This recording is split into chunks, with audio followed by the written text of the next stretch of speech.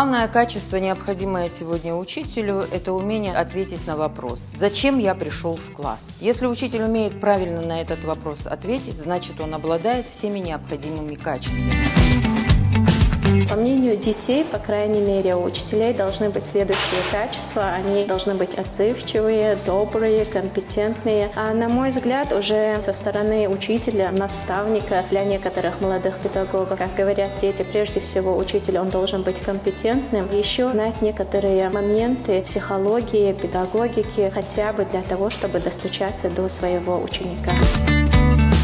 Если же говорить о тех трудностях, с которыми сегодня сталкивается педагог, их достаточно много. Очень много изменений происходит в системе образования, очень много реформ. Это новые программы, федеральные образовательные стандарты. В принципе, они призваны к тому, чтобы облегчить труд учителя. Поэтому трудность – это необходимость развиваться изо дня в день. Сегодня педагог не может не заниматься своим образованием. И если педагог этим занимается, если педагог умеет принимать нестандартные решения в сложных ситуациях, это как раз та компетенция, которую он должен развивать и у своих подопечных.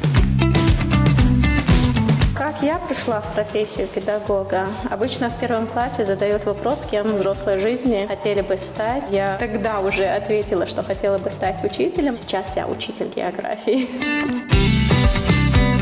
В этом году у нас объявлен год педагога и наставника. Мы надеемся, за счет этого профессия педагога станет более популярной среди молодежи. Прежде всего, хочу сказать, что не надо бояться этой профессии. Не бывает такого, что приходит человек и знает все. Тем более в учительстве все познается уже с годами. Работа, она становится более налаженной. При отработке определенного количества времени, идя в профессию педагога, прежде всего нужно иметь терпение и сдержанность. По крайней мере, сдержанность необходима для того, чтобы найти подход каждому.